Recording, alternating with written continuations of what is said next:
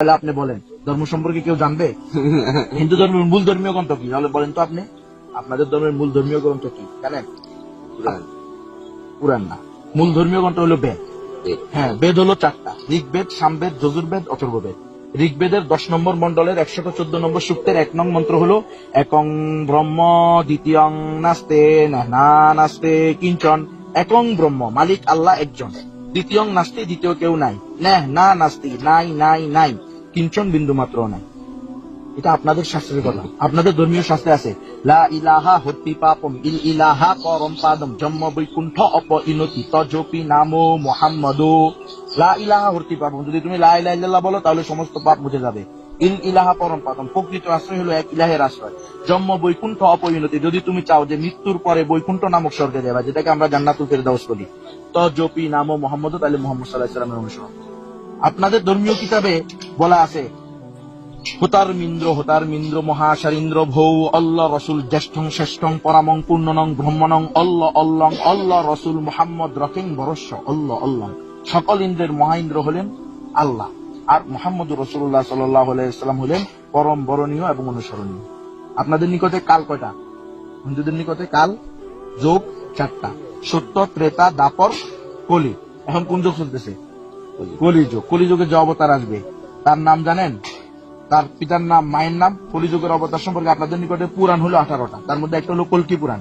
এই কল্কি পুরাণে অন্তিম অবতার, অন্তিম ঋষি, কলিযুগের অবতার সম্পর্কে বলা হয়েছে তিনি যে স্থানে আসবেন সেই স্থান হলো সম্বল নামক স্থানে আসবেন, যার আরবি হলো, বাংলা হলো নিরাপদ স্থান, আর আরবি হলো বালাদুল আমিন, এবং সেটা হলো মক্কা মুআজ্জমার আরেকটা নাম হলো বালাদুল আমিন, কোরআন শরীফের মধ্যে স্পষ্ট আছে। তার পিতার নাম হবে বিষ্ণু দশক, অর্থাৎ ভগবান বা মালিকের গোলাম, আর এর আরবি হলো আব্দুল্লাহ। তার মায়ের নাম হবে সৌম্য বা সুমতি, যার বাংলা অর্থ হলো শান্ত বা নিরাপদ, যার আরবি হলো আমেনা। আপনাদের হিন্দুরা অনেকে সুমতি রাখে মেয়ের নাম, তাকে না? কি জন্য? ওই যে অন্তিম অবতারের মায়ের নাম সুমতি হবে, এই জন্য বরকতের জন্য কি রাখে? সুমতি রাখে। এটা আরবি হলো আমেনা। আর তার নিজের নাম কি? নরাশংস। অথর্ববেদের পৃষ্ঠা পৃষ্ঠা আপনি পাবেন নরাশংস।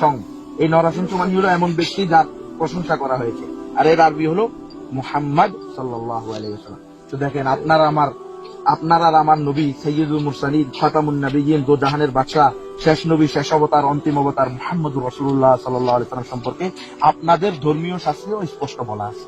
তো আপনি যদি প্রকৃতপক্ষে একজন হিন্দু হইতে হয় তাহলেও আপনাকে মুসলমান হইতে হবে, এছাড়া কোনো রাস্তা নাই। আপনাদের সামবেদে কোথাও শ্রীকৃষ্ণের নাম নাই, সেখানে বলা আছে মদবর্তিতা দেবাদকারান্তে প্রকৃতিতা বৃষণাং বক্ষয়েত সদামেদা শাস্ত্রে স্মিতা। মদবর্তিতা দেবাদকারান্তে প্রকৃতিতা, অন্তিম অবতার, অন্তিম ঋষি হলেন ওই ব্যক্তি যার নামের প্রথম অক্ষর হবে ম, শেষ অক্ষর হবে দ। আর আপনি দেখেন পৃথিবীর ইতিহাসে মুহাম্মদ সাল্লাল্লাহু আলাইহি ওয়াসাল্লামের পূর্বে দ্বিতীয় কোনো ব্যক্তির নাম মুহাম্মদ আসেনি। বৃষণাং বক্ষয়েত সদামেদা শাস্ত্রে স্মিতা, অন্তিম অবতার হবেন ওই ব্যক্তি যিনি গরুর মাংসকে সর্বকালের জন্য বৈধ করবেন, এবং সেটাও মুহাম্মদ রাসূলুল্লাহ সাল্লাল্লাহু আলাইহি ওয়াসাল্লাম করেছেন।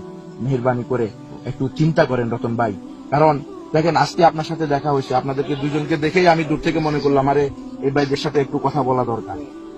ওনারা চলে যাইতেছে, আমি আপনাদেরকে ডাক দিলাম না, দেন না, একটু দাঁড়ান, কারণ আমরা সবাই মানুষ। আজকে দেখা হয়েছে, আর কোনোদিন হয়তো দেখা না হইতে পারে। আমরা ঢাকা থেকে আসি, হ্যাঁ, আমরা এই মাদ্রাসা মসজিদে ইমামতি করি, মাদ্রাসায় পড়াই, যখন বন্ধ হয় তখন আমরা এরকম আল্লাহর রাস্তায় বের হই, মানুষকে বুঝাই, মুসলমানদেরকে বলি দেখো ভাই তুমি মুসলমান, কিন্তু আজকে তোমার কথা হয় মিথ্যা। তুমি মুসলমান কিন্তু তুমি ফজরের নামাজ পড়ো না। তুমি আর আমি মুসলমান, কিন্তু আমি আর তুমি আজকে মিথ্যা কথা বলি, সুদ খাই, ঘুষ খাই, হ্যাঁ, বিভিন্ন ধরনের হারাম কাজে আমরা লিপ্ত। চলো ভাই আমরা মিথ্যা কথা ছেড়ে দিই, ঘুষ খাওয়া ছেড়ে দিই, মিথ্যা কথা ছেড়ে দিই, বিপর্দাপনা বেহায়াপনা ছেড়ে দিই। এগুলো হলো আমরা মুসলমানদেরকে বলি। একজন অমুসলিমকে বলি ভাই দেখো তুমি আর আমি রক্ত সম্পর্কের মানুষ, তোমার আর আমার একই বাপ মা, আদম হাওয়ার সন্তান, তোমাকে আমি ভালোবাসি, তুমি আমাকে ভালোবাসো। এটা হলো আত্মার সম্পর্কের কারণ। এই কারণেই, আত্মার সম্পর্ক থাকার কারণে আজকে যদি তোমার বাড়িতে আগুন লাগে আমরা বালতি নিয়ে যাই, আমাদের বাড়িতে আগুন লাগলে তুমি কি বসে থাকো? বসে থাকো না ভাই, তুমিও দৌড়ে আসো। এটা কি কারণে? আত্মার কারণে। দেখো ভাই, তোমার কাছে আজকে আসছি একটা উদ্দেশ্য, সেটা হলো উবাল্লিগুকুম রিসালাতি রাব্বি ওয়া আনসাহু লাকুম ওয়া আ'লামু মিনাল্লাহি মা লা তা'লামুন। আমরা আপনার নিকটে মালিকের বাণী পৌঁছানোর জন্য আসছি, এবং আমরা আপনাকে সদুপদেশ দানকারী, আপনার কল্যাণকামী। আমরা মালিকের পক্ষ থেকে এমন কিছু বিষয় জানি যেটা আপনি জানেন না, সে কথাটা আপনাকে বলতে আসছি। বলে সেই বিষয়টা কি? সেটা হলো ওয়া ইলাহুনা ওয়া ইলাহুকুম ওয়াহিদুন ওয়া নাহনু লাহু মুসলিমুন।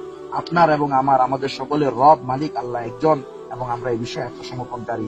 বলে ভাই দেখেন, এক বাপ মায়ের সন্তান হিসেবে আপনি আমাকে ভালোবাসেন, আমি আপনাকে ভালোবাসি।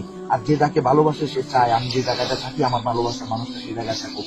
তো আমরা ইনশাআল্লাহ মুসলমান, ইমান এনেছি লা ইলাহা ইল্লাল্লাহু মুহাম্মাদুর রাসূলুল্লাহ, এক আল্লাহ ছাড়া কোনো মাবুদ নাই, এবং মুহাম্মদ সাল্লাল্লাহু আলাইহি সাল্লাম আল্লাহ তাআলার সর্বশেষ রাসূল, সর্বশেষ অবতার, কল্কি অবতার, কলিযুগের অবতার মুহাম্মদ সাল্লাল্লাহু আলাইহি ওয়াসাল্লাম।